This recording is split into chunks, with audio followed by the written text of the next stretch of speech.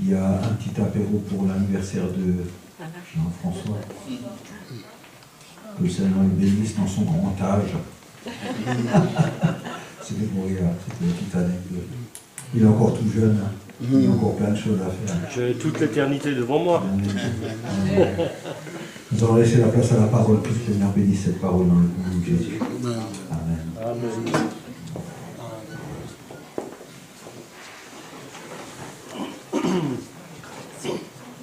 Gloire à notre Seigneur. Amen. Amen. Est-ce que nous pouvons acclamer le Seigneur, s'il vous plaît? Nous sommes devant notre Dieu. Quand nous acclamons le Seigneur, nous nous mettons debout et nous acclamons l'Éternel. Si c'est pour moi, vous pouvez vous asseoir. Mais pour l'éternel Dieu, on se tient debout. On acclame le roi de gloire, le Seigneur des Seigneurs, le Dieu vivant, le Dieu de l'éternité. C'est lui que nous aimons, bien-aimés. Ce n'est pas n'importe qui est là ce matin. C'est le Créateur. Et nous sommes dans la joie d'être dans sa présence. Amen. Hein? Nous sommes vraiment dans la joie de pouvoir aimer ce Dieu, de pouvoir l'accepter, de l'écouter, parce qu'il est notre sauveur. Il est notre maître. Je suis dans la certitude que ce matin, Dieu va faire encore. Amen. Il ne nous a pas simplement conduit dans la louange, mais il s'est manifesté, il continuera de se manifester au milieu de nous, parce que nous sommes son peuple. J'aimerais simplement que nous soyons attentifs à ce que la parole de Dieu nous dit, car comme on a chanté aujourd'hui, c'est ma saison, il faut que cela soit palpable et réel. Alléluia. Amen. Nous ne sommes pas des perroquets pour chanter n'importe quoi et que nous ne croyons pas ce que nous chantons, mais nous voulons par les paroles puissantes qui sortent de nos louanges, que ces paroles puissent s'affirmer dans notre vie. Amen. Sinon, cela ne sert à rien de dire que c'est ma saison et que toi-même tu ne crois pas que c'est ta saison. Que le Seigneur puisse faire pleuvoir alors que tu as horreur à la pluie. Amen. Tu ne veux pas te laisser mouiller par la pluie. Il faut savoir, quand on dit fait pleuvoir, il ne faut pas mettre le parapluie comme l'évangéliste l'a dit. Il faut laisser que Dieu puisse t'abreuver de son eau fraîche. Amen. Amen. Alléluia. Amen. Je suis vraiment dans la joie de pouvoir nous parler de la part du Seigneur. Encore ce matin, cette joie est partagée. Je suis sûr que le Seigneur, notre gloire et notre beauté, va encore se manifester ce matin dans la vie de quelqu'un. Non simplement dans ta vie ou dans ma vie, mais le Seigneur aime visiter son peuple. La Bible dit à tout moment, lorsque Adam et Ève étaient dans le jardin, ils venaient les visiter. Pourquoi le Saint-Esprit a-t-il conduit ce culte de cette manière? Mais je crois que pour que Dieu lui-même descende pour nous visiter. Nous avions reçu une parole puissante mardi. C'est pour cette raison qu'on vous invite d'assister mardi par cette parole puissante qui nous a montré, qui a été prêchée par son serviteur, qui nous a montré l'amour de Dieu. Et comment Dieu attend que nous puissions mettre, comme tu l'as dit, des choses, Dieu en priorité dans notre vie. Parce qu'il y a tellement de choses qui viennent pour enlever la place de Dieu dans notre cœur. Mais Dieu désire.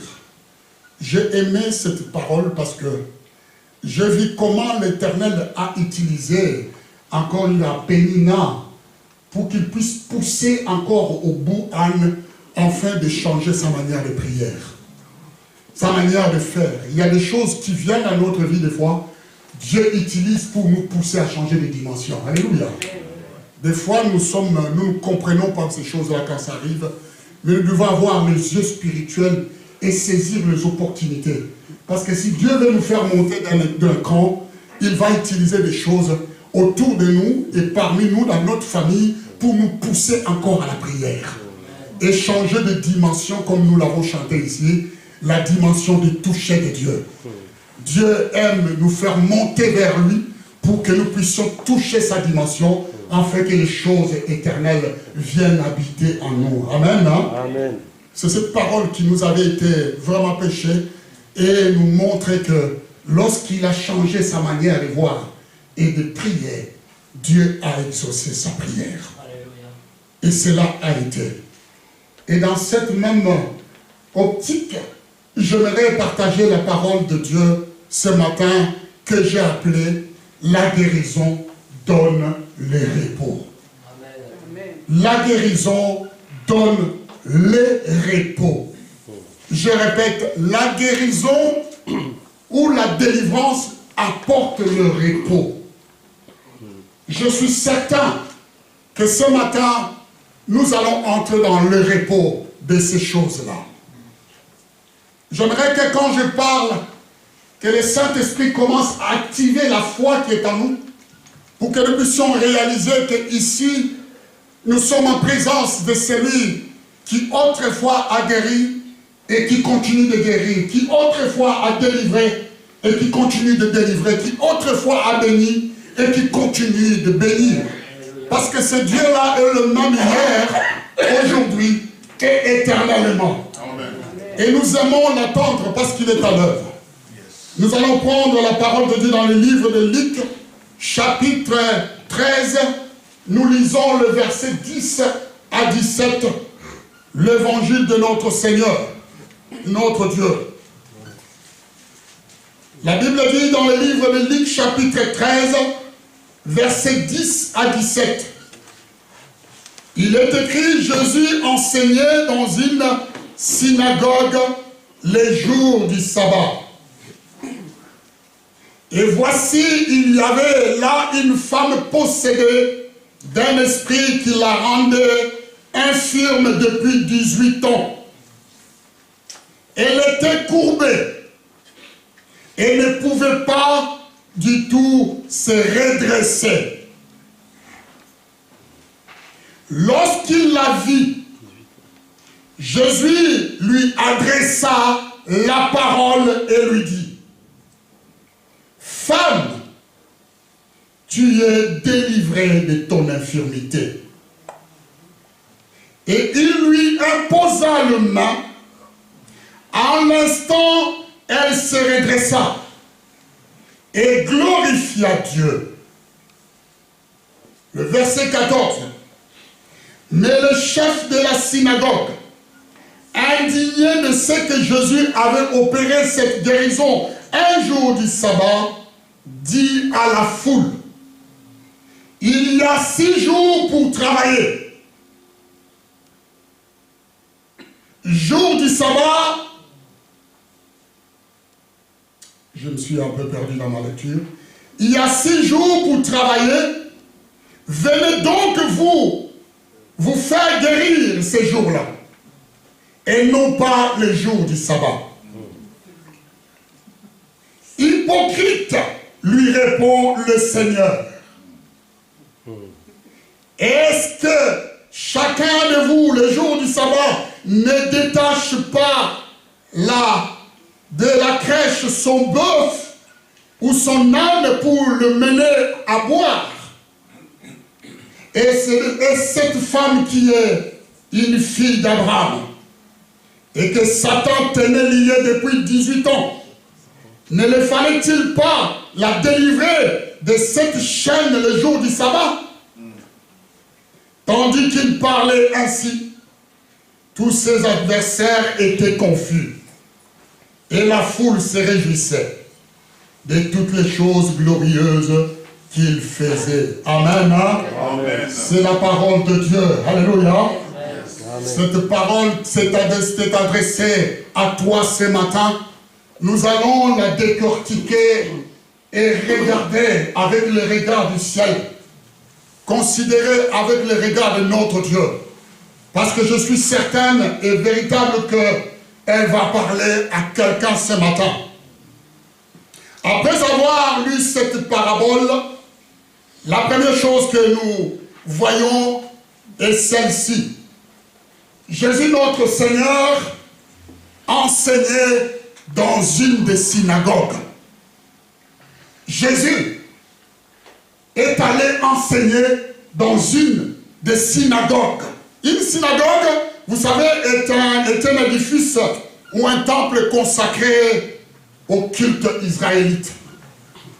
Un assemblée formé de fidèles juifs comme nous voyons, de nos jours, comme nos églises évangéliques aujourd'hui, qui réunissent des chrétiens pour adorer le Seigneur.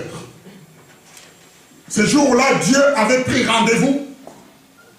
Il était dans cette synagogue pour apporter la parole de Dieu. La Bible dit, Jésus enseignait les jours du sabbat. Nous considérons, nous les évangéliques, que le sabbat, c'est dimanche. Or, selon les Juifs, ce sabbat commence le vendredi. Dimanche est le premier jour de la semaine. Amen. Amen. Jésus parlait et prêchait, enseignait les jours du sabbat. Quand on veut le repos pour les gens ou les bêtes, ces repos doivent d'abord être total. Lorsqu'on veut demander le repos, nous devions considérer que le repos dans le corps, dans le cœur, pour les animaux ou les êtres humains, doit être total. Dans le corps, le repos doit être dans le corps en premier, dans l'âme, dans la santé, dans l'esprit, dans tous les domaines de notre vie. Amen. Nous ne pouvons pas parler du repos s'il y a des activités qui continuent dans d'autres domaines de notre vie. Alléluia. Nous ne pouvons pas parler que nous sommes en repos si nous trouvons encore d'autres activités qui se manifestent. Nous devions avoir un repos total quand nous acceptons le Seigneur Jésus comme Seigneur et Sauveur. Mais Jésus qui enseignait dans ce temple avait remarqué une personne. Nous avons tous lu l'évangile. Ce jour-là, Jésus a choisi d'aller prêcher dans cette synagogue. Parce qu'il avait un rendez-vous avec une personne.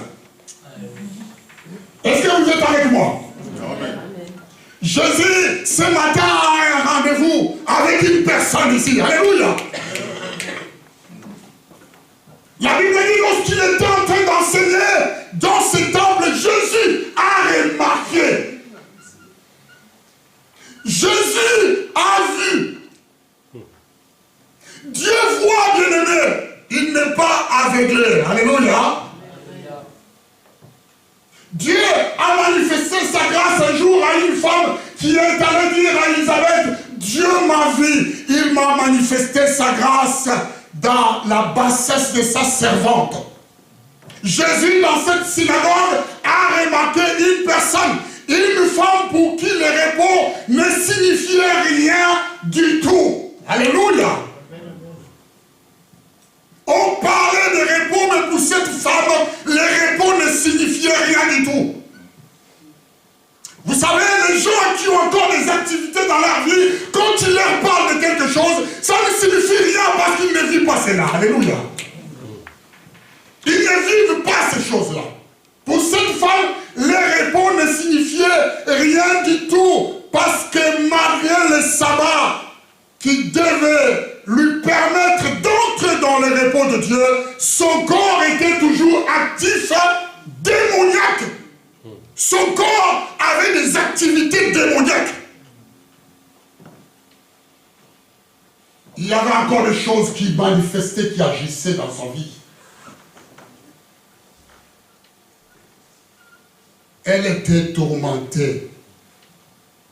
La Bible dit qu'il y avait là une femme possédée d'un esprit qui les rendait infirmes depuis 18 ans. Elle était courbée, elle ne pouvait pas du tout se redresser. On parle de sabbat, on parle des choses de Dieu, on parle de la puissance éternelle dans cette synagogue. Et comme de nos jours, aujourd'hui dans nos églises, nous avons des personnes qui sont encore sous l'activité satanique et démoniaque. Et ça, Dieu ne peut le permettre. Alléluia. Amen. Est-ce que vous êtes avec moi? Amen. On peut acclamer le Seigneur, bien-aimé. Est-ce qu'on peut acclamer Dieu? Je vous ai tout connaître que Dieu est venu.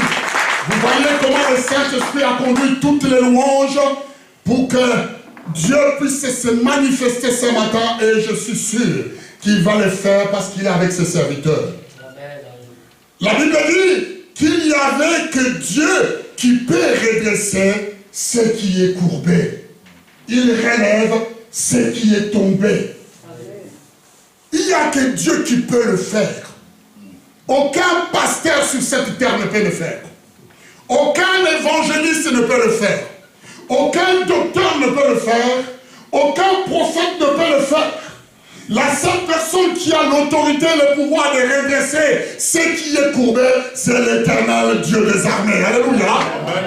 C'est notre Seigneur. C'est notre Dieu. Mais dans cette synagogue, Dieu a remarqué. Oh bien-aimé, quand je suis en train de parler ici, laisse-toi dire dans ton cœur, Dieu remarque-moi. Alléluia. Vois-moi Dieu ce matin. Regarde-moi, remarque-moi Seigneur. Tu as la possibilité de lui dire dans ton cœur, j'ai besoin que tu me vois ce matin. Car si tu es venu vers ce Dieu-là. Tu as besoin de s'attoucher. Alléluia. Tu as besoin de s'attoucher.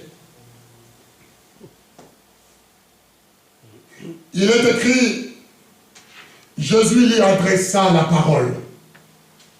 Une parole qui était destinée qu'à elle seule. La Bible dit, Jésus la Bible ne dit pas que Jésus leur adressa la parole. C'était une parole personnelle. Une parole qui le concernait.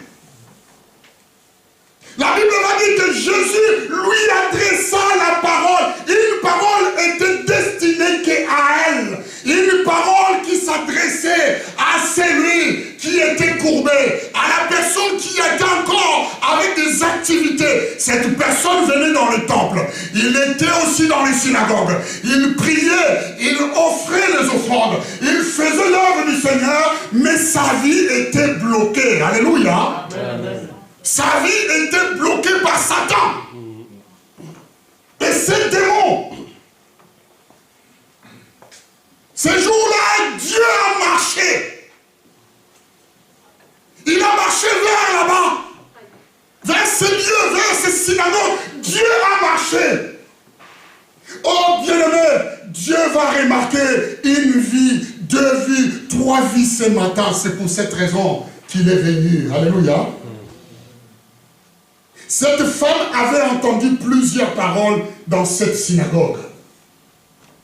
Il y avait la parole qui était lue. Il y avait la parole qui était chantée. Il y avait la parole qui était prêchée. Dans cette synagogue, il avait entendu plusieurs paroles. La Bible dit qu'il était là depuis 18 ans. Il venait, il écoutait la parole, il entendait le prêcheur prêcher. Oh, vous savez, les Juifs chantent le psaume. Elle avait reçu le psaume chanté. Elle pouvait chanter, mais elle chantait toujours courbée. Plusieurs paroles lui ont été adressées dans cette synagogue. Mais ce jour-là, il y avait une parole qui lui avait été destinée. Une parole qui lui a été destinée, bien-aimé. Une parole qui allait changer totalement sa vie. Cette parole s'est mise debout pour elle. Cette parole s'est déplacée du ciel pour elle. Cette parole est arrivée à l'heure. Dieu n'a jamais été en retard au sujet de toute forme de délivrance. Alléluia. Amen. Au sujet de toute forme de bénédiction. Les retards sont liés au corps humain. Mais Dieu vient à l'heure. Il ne connaît pas ces choses-là. Et même si ça tarde depuis 18 ans, Dieu connaît l'heure et l'endroit. Amen. Il connaît les croisements, il connaît les carrefours, il connaît les ronds-points, il connaît quand il vient. Et quand il viendra rien que pour toi. Amen.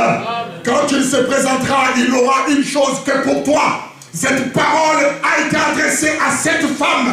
Oui, une parole qui allait changer totalement sa vie. Femme, tu es délivrée de ton infirmité. Dieu parle. Femme, tu es délivrée. Il a adressé une parole. Cette femme a entendu le ciel lui parler. Femme, tu es délivrée de ton infirmité. La Bible dit, Jésus a dit, venez à moi, vous tous qui êtes chargés et fatigués, je vous donnerai du repos. Nous sommes en train de parler encore du repos, bien-aimés. Le repos, encore une fois, du Seigneur. Le repos, encore une fois, dans cette phrase, se manifeste dans tous les domaines de la vie d'une personne. Dans votre vie, toute activité qui vous fatigue, qui ne vient pas de Dieu, doit cesser. Est-ce que vous êtes avec moi? Amen. Vous devrez refuser ces activités-là. Toutes les activités qui occupent votre pensée, votre vie, qui ne viennent pas de Dieu, doit cesser. C'est une obligation, doit cesser. Toute charge que vous portez, qui ne viennent pas de Dieu, doit être déposée. Pourquoi continuer à porter des charges lourdes? Alors que Dieu dit, venez avec tous vos fardeaux au bas de la croix, déposez-les devant la croix du Seigneur. Il y a une façon de cesser l'activité et de déposer. Le choix, c'est de déposer le fardeau devant le Seigneur. Moi, je n'arrive plus à porter, Seigneur, mais je viens ce matin déposer devant toi mon problème. La seule charge qui doit nous donner, qui nous est donnée à porter, c'est la croix. La croix du Seigneur. Pour rappeler au diable qu'il a été vaincu. Pour rappeler à la chair sa place. Je vous ai parlé l'autre fois qui est comment et qu'est-ce signifiait la croix. La Bible dit, si quelqu'un veut me suivre, le pasteur nous l'a dit ça, si quelqu'un veut me suivre, veut venir à moi, après moi, qu'il renonce à lui-même, qu'il se charge de sa croix et qu'il me suive. Le fait de renoncer, c'est de déposer. Quand tu déposes, tu es soulagé. Amen. Amen. Quand tu déposes, tu retrouves l'effort. Je vis un vieux monsieur qui se fait opérer ici, hier, qui est venu acheter quelques courses au Leclerc. Elle avait un carton chargé. Elle avançait 2 pas, elle s'arrêtait, il s'arrêtait. Il avançait 2 pas, il s'arrêtait. Je l'ai regardé, je dis, monsieur, ça va? Il me dit, je suis essoufflé, je viens d'être opéré. Je lui ai dit, mais pourquoi vous n'avez pas pris le caddie? Il a dit, non, mais j'étais venu pour 2-3 bricoles, mais voilà, je sors avec un carton.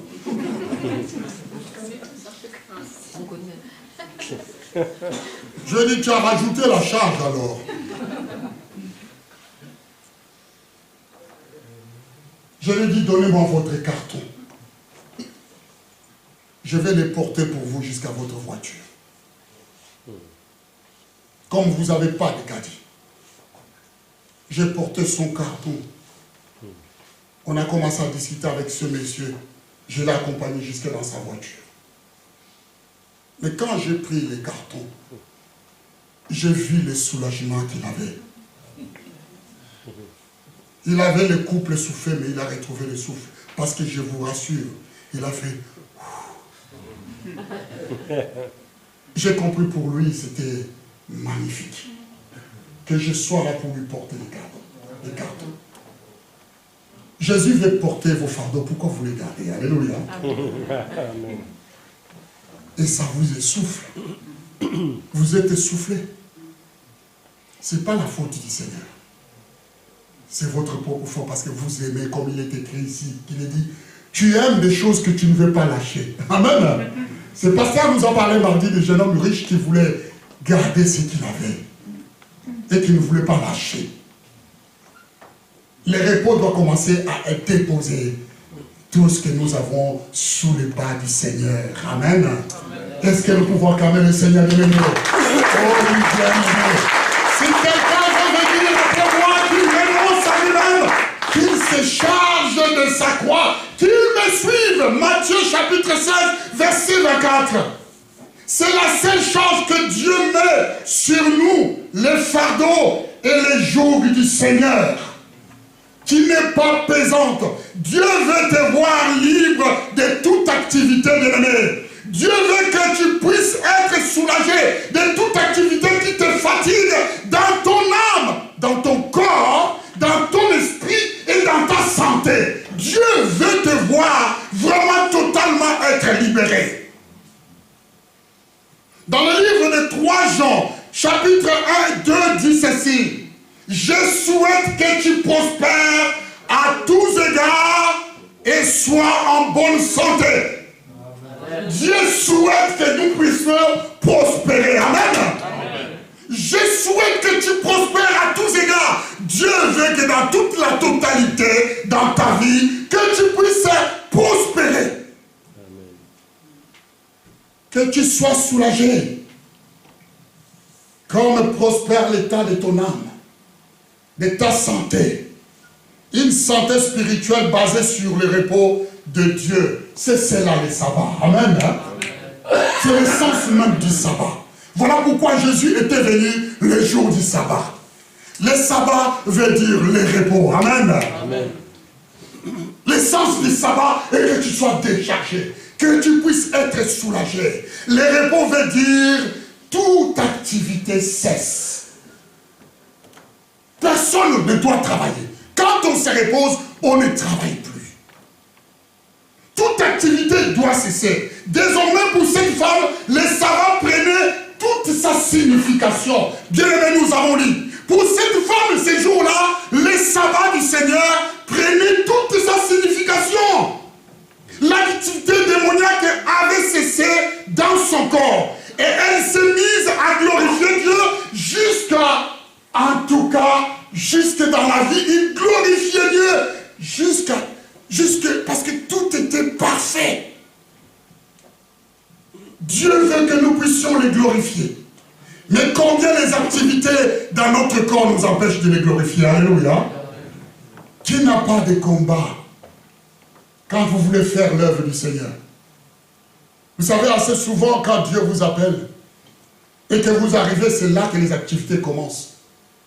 Il y a toujours une parade que le diable cherche pour t'occuper. Il va chercher toujours le moyen de te garder avec lui. Juste au moment des rendez-vous, les gens vont commencer à t'appeler, plusieurs personnes, pour te détourner de l'objectif que Dieu a choisi dans ta vie, bien-aimé. Oh oui. Mais au verset 14, si tu peux l'afficher, écoutez bien, bien-aimé. Au verset 14 du même chapitre 13 de Luc, nous allons remarquer une chose. Voyez-vous, au verset 14, il est écrit ceci. Le chef de la synagogue, indigné de ce que Jésus avait opéré, cette guérison un jour de sabbat, dit à la foule, il ne s'est pas adressé à la femme. Le chef de la synagogue, comme un pasteur, les responsables spirituels, ça ne lui disait rien que les gens puissent avoir des activités. Alléluia. Mais sachez une seule chose, Dieu est pour que vous soyez libérés. Alléluia. Dieu est pour que tu sois totalement libéré. Amen. Aucun pasteur ne peut empêcher cela. Aucun serviteur de Dieu ne peut empêcher cela.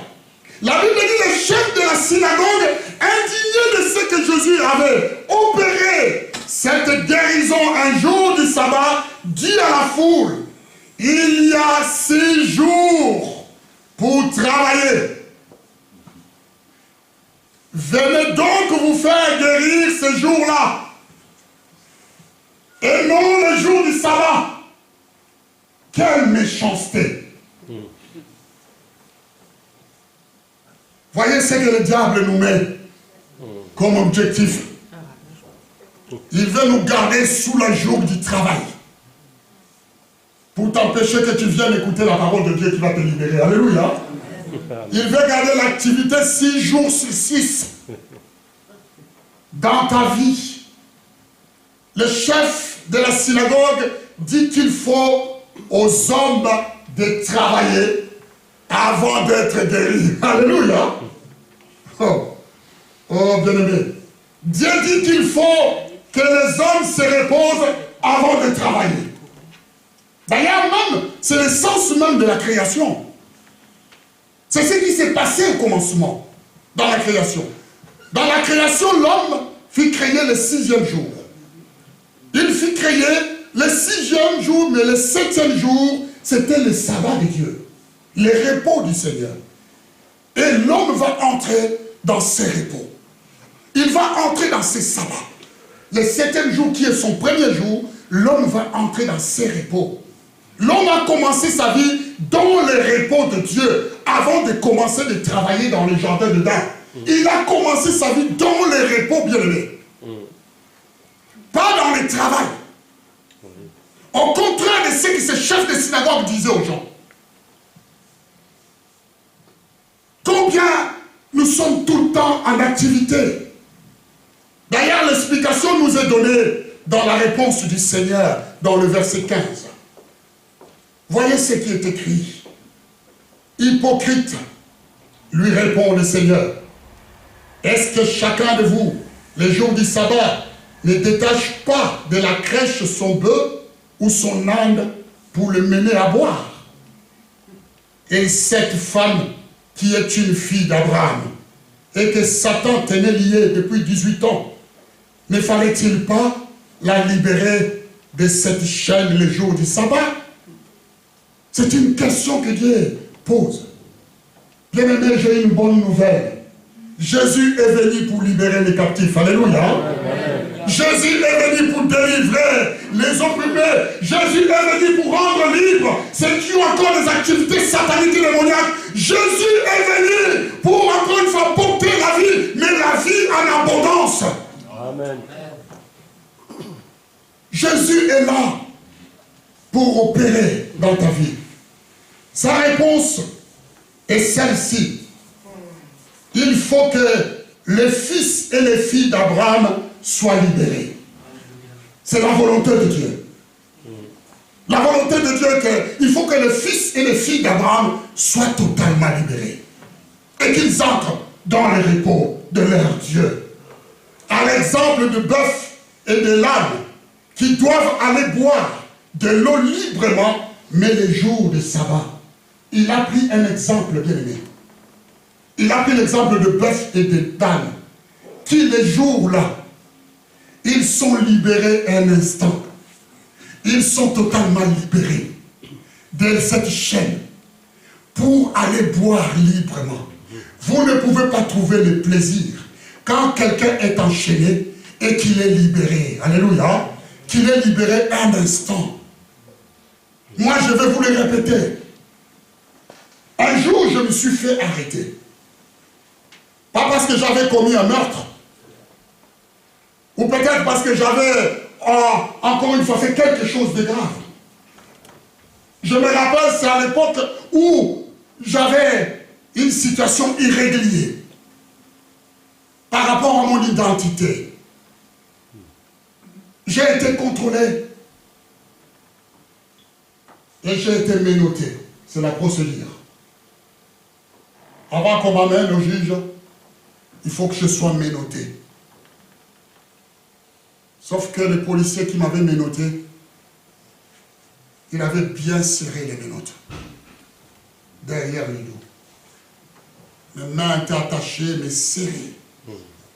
Si je bougeais comme ça, ça me faisait mal.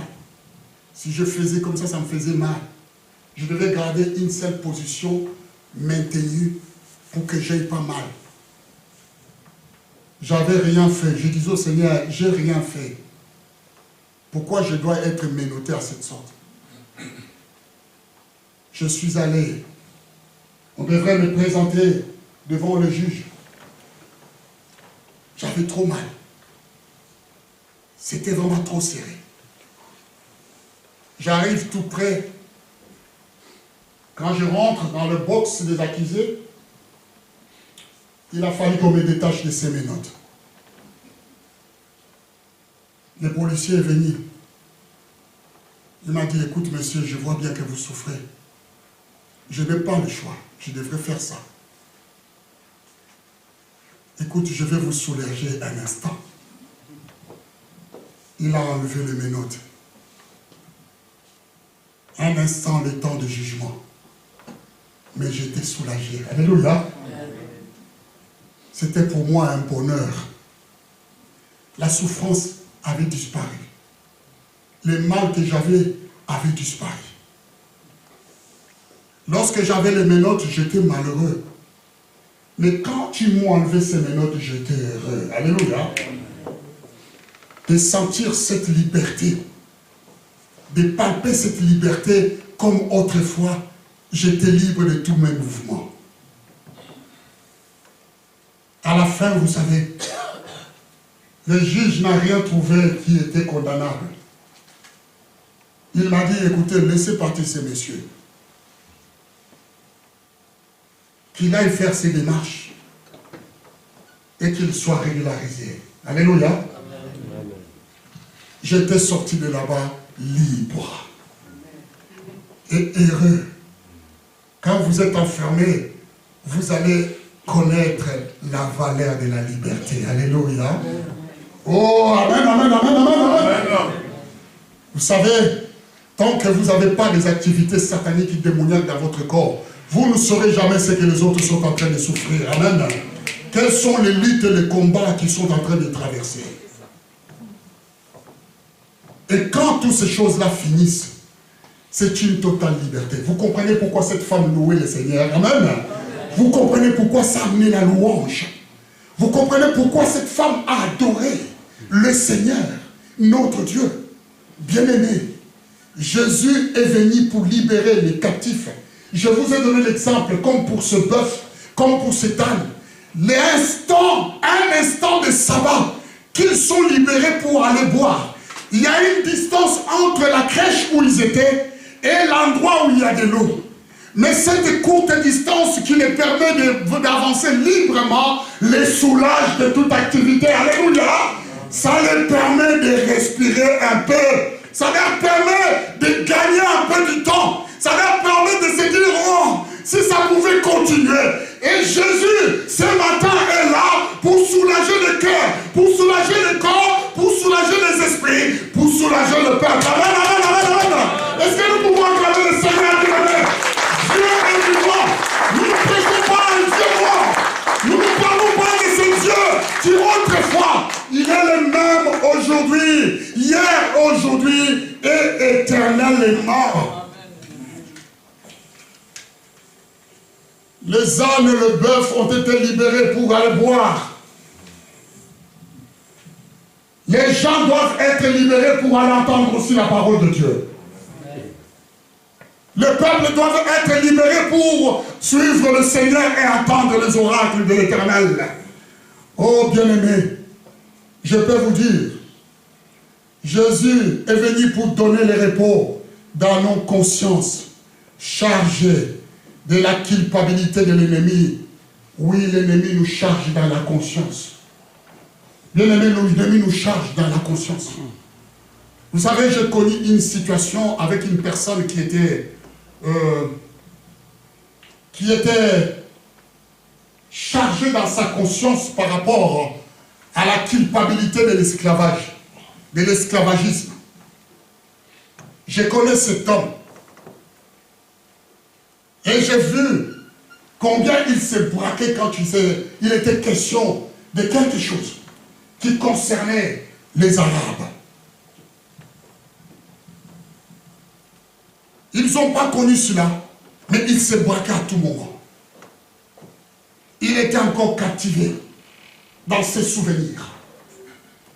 Ça demandait encore une fois fou en lui. Et ça changeait l'atmosphère de son esprit. Parce que sa conscience était chargée. Son poids était lourd. Qu'il croyait qu'ils avaient subi l'injustice. en étant esclaves. Nous sommes tous esclaves du péché. Alléluia. Est-ce que vous êtes avec moi? Amen. Quand Dieu parle aux enfants d'Israël, c'est une parenthèse. Il a dit, souviens-toi du moment où vous étiez esclaves en Égypte. Il voudrait que tu puisses te rappeler de cela pour encore puiser la force dans ce qui est négatif, pour que tu vives des choses positives. Amen. Car Jésus nous a affranchis de l'esclavagisme. Ça ne doit plus peser à nous. Dieu nous a libérés. Alléluia. Il a déclaré que nous sommes saints. Amen. Amen. Tu ne dois plus te considérer comme esclave du péché. Tu ne dois plus rester dans ces choses-là, bien-aimé. Ça te freine, ça te bloque, ça te rend la vie difficile. On doit s'en rappeler juste pour glorifier le Seigneur. Amen. Qui nous a libérés de ces choses. Cette femme avait la louange. Un jour, nous discuterons, nous parlerons de ces choses-là parce que ça prend beaucoup de gens et ça leur empêche d'avancer. Le diable charge leur conscience et ça les empêche de porter du fruit. Et ce qui est mauvais, c'est celle-là. C'est ce qui est arrivé à cette femme.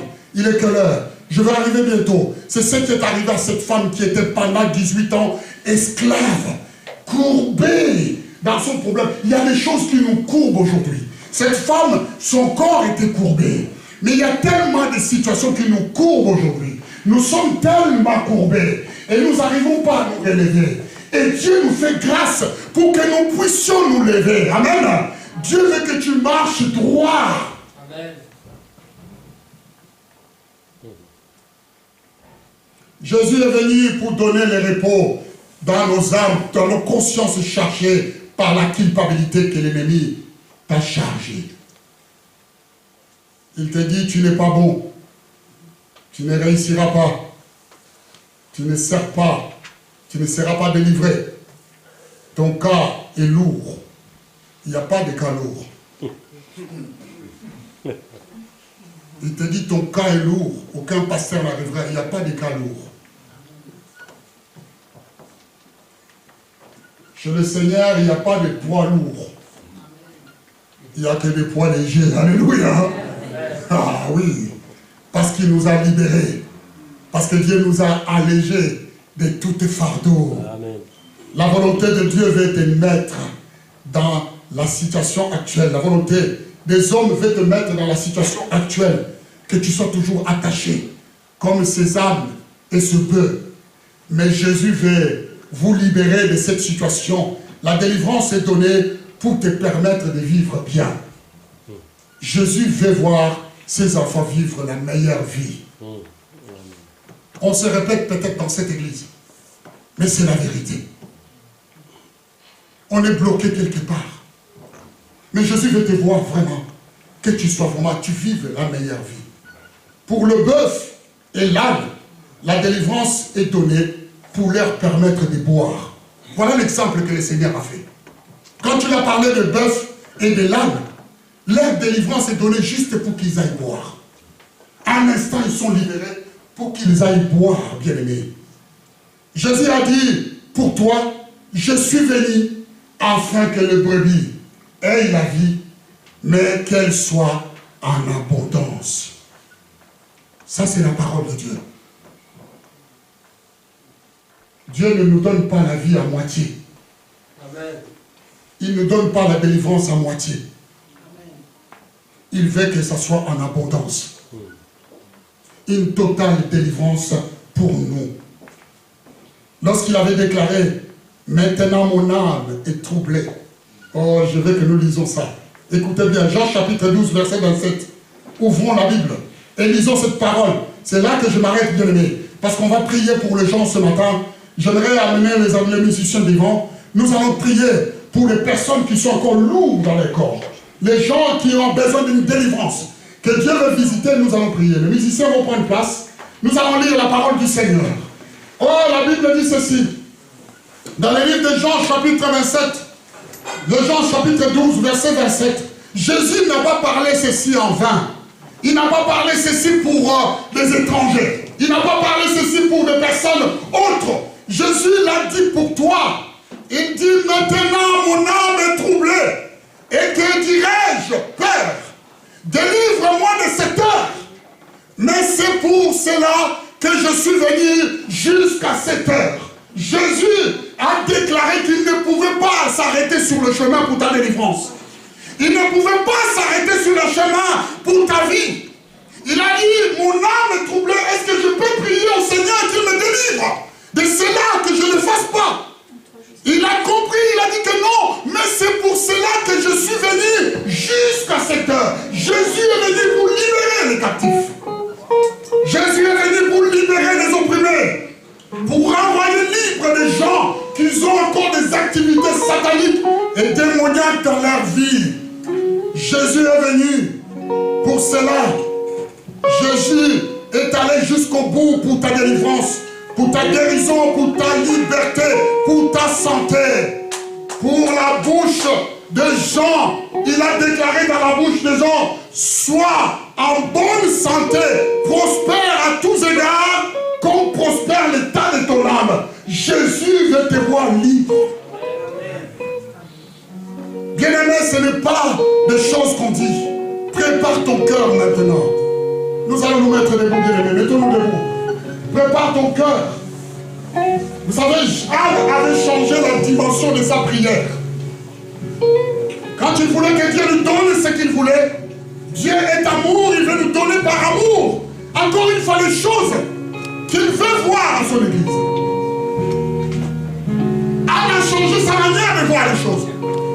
Il a dit, je ne veux pas demander des choses pour moi, mais je vais demander des choses pour les donner à Dieu. Dites à ton Dieu, Seigneur, je veux ma délivrance pour te servir. Je veux ma guérison pour te servir. Je veux encore mon salut pour te servir. Je suis fatigué depuis 18 ans. Il y a longtemps, Seigneur. Quand est-ce que je serai visité? On me parle de toi, Seigneur. Pourquoi tu dois t'arrêter? Viens à moi. Dis-le à ton Dieu, viens à moi, Seigneur. J'ai besoin que mon âme soit soulagée. Que mon cœur soit soulagé. Que les activités cessent dans ma vie. Que toute activité satanique et démoniaque cesse dans mon corps. Dis-le à ton Dieu. Que toutes ces activités cessent. Je refuse. Je dépose sous la croix encore une fois tous ces fardeaux. Il est venu pour libérer les captifs. Ce n'est pas des choses comme ça, comme du blabla, Père. Bien-aimé, si tu es avec nous, tu viens. Tu viens pour que nous puissions prier pour toi. Si tu sens que tu es encore une fois, tu sens la foi à toi, et que c'est ta journée, c'est ta saison, si tu sens vraiment que tu as besoin d'une prière, délivrance, avance ici devant, viens. Viens, nous allons prier pour toi. Avance. Cette femme était aussi dans les synagogues. Elle était dans les synagogues, elle servait Dieu, mais courbée. Elle louait l'Éternel, mais courbée. Elle chantait des louanges, mais courbée. Le diable ne voulait pas le lâcher. Il a manifesté encore une fois de forme courbée. Il l'a plié pour sa gloire. Mais la Bible dit que Jésus a remarqué. Jésus avait remarqué. Jésus a vu. Jésus a remarqué. Tu vas dire à ton Dieu, Seigneur, remarque-moi ce matin. J'ai besoin d'être remarqué par toi. Dis-le à ton Créateur, remarque-moi. Remarque-moi, Seigneur. Oh, Seigneur. Vois tes serviteurs qui sont devant. Avancez ici, avancez là.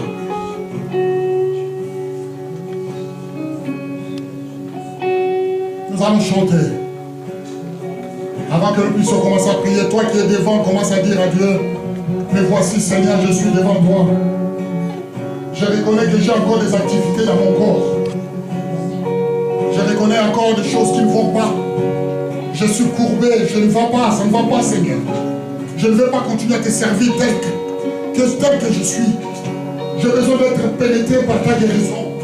J'ai besoin d'être pénétré par ta puissance. J'ai besoin d'être pénétré par l'onction. Et que je puisse donner gloire comme cette femme. Que je puisse donner gloire à toi qui es le même, qui sauve et qui délivre. Oh Seigneur notre Dieu, ce matin tourne ton regard vers ici, Seigneur notre Père. Nous ne voulons pas prier pour nous, Seigneur.